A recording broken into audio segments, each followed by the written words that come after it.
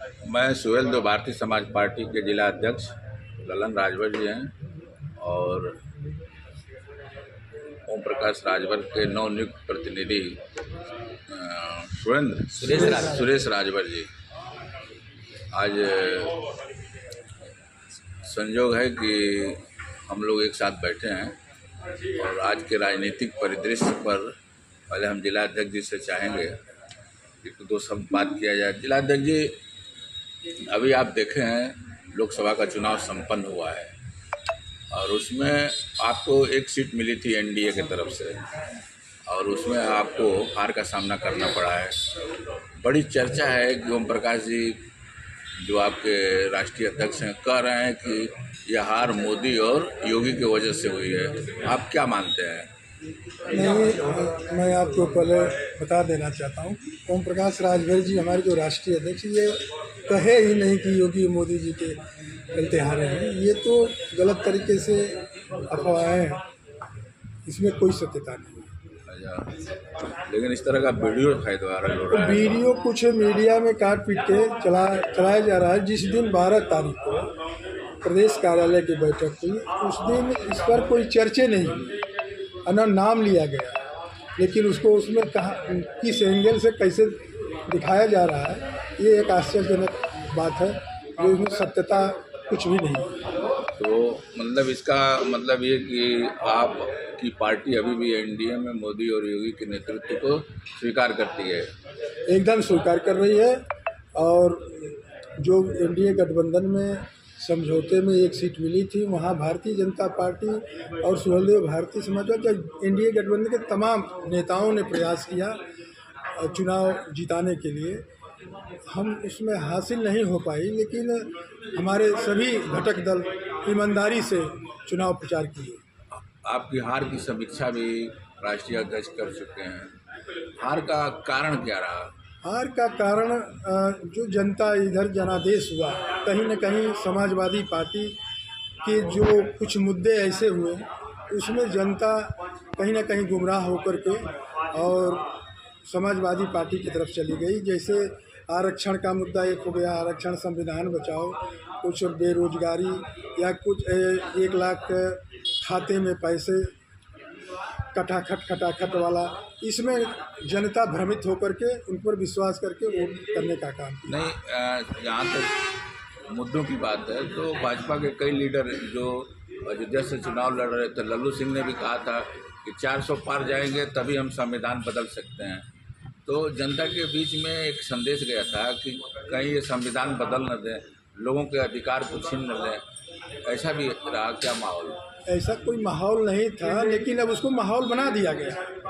अब उनका कहने का आशय दूसरा था, लेकिन विपक्षी जो है उसका लाभ उठाया, उसको एक मुद्दा बना दिया कि 400 पार होगा तो संविधान बदल जाएगा, आरक्षण समाप्त हो जाएगा।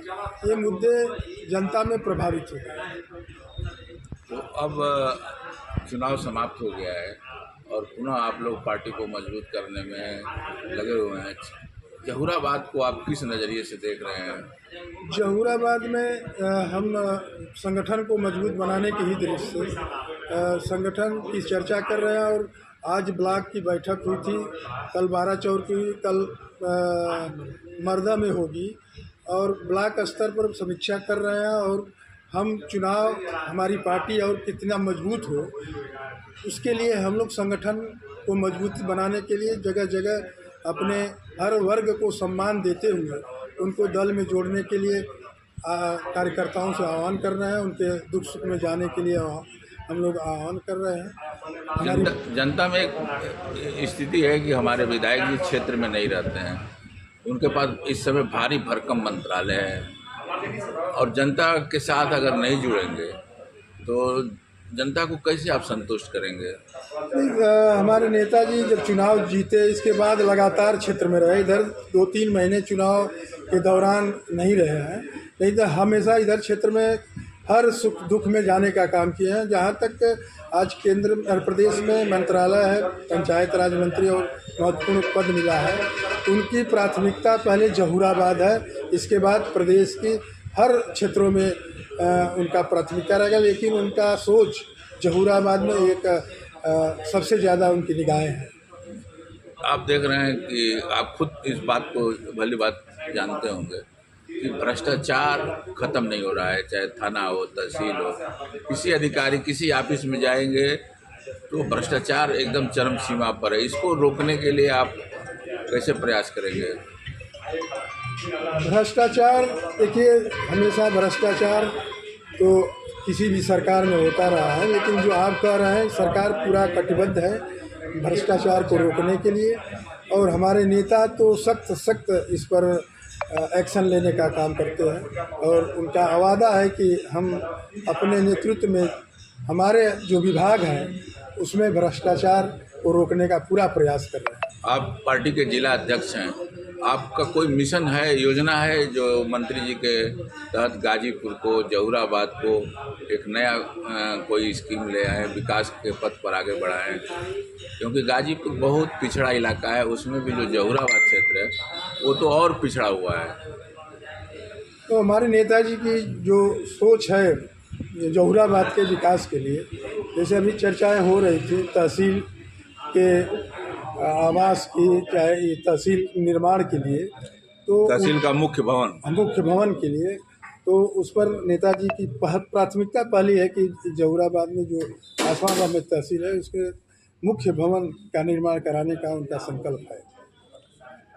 कौन सी ऐसी बात आ गई कि ओम प्रकाश राजभर को जहुराबाद में अपना प्रतिनिधि बदलना पड़ गया? राजनीति में फेरबदल होते रहते हैं, उस प्रकरण में कोई मजबूरी ऐसी नहीं थी, लेकिन कार्यकर्ता और जनता के बीच में एक संदेश देने के लिए प्रतिनिधि बदला गया है, एक संदेश देने के लिए। तो प्रतिनिधि को बदल देने से समस्या का हल हो जाएगा? बोलते नहीं। जो कार्यकर्ता आज कहीं न कहीं आहत था, और कार्यकर्ताओं को पीड़ा को समझ करके नेताजी ने निर्णय लिया है, तो ये स्वाभाविक है कि कार्यकर्ताओं में उत्साह है, और यहाँ की जो समस्याएं हैं उसको हल करने के लिए जो नए प्रतिनिधि चुने गए हैं पूरा प्रयास करेंगे। कार्यकर्ताओं का सामंजस्य बना करके, आपसी भाईचारा बना करके काम करने का पूरा प्रयास करेंगे। नहीं, रीजन क्या रहा बदलने का?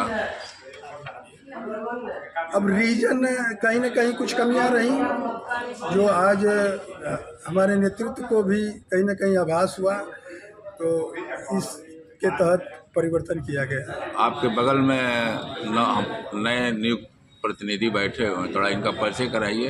ये सुरेश राजभर जी हैं, युवा मंच के प्रदेश उपाध्यक्ष। इनका निवास स्थान ताजपुर डेवा में है। सुरेश राजभर जी। सुरेश जी, आपको अभी बहुत बड़ी जिम्मेदारी दिया गया है जहुराबाद। क्या एक तरह से ओम प्रकाश राजभर के प्रतिनिधि कह लीजिए, पूरे उत्तर प्रदेश के आप प्रतिनिधि हो गए हैं, तो इस जिम्मेदारी को आप कैसे निर्वहन करेंगे? जिम्मेदारी को मैं ईमानदारी से और निष्ठापूर्वक निभाएंगे। माननीय नेताजी के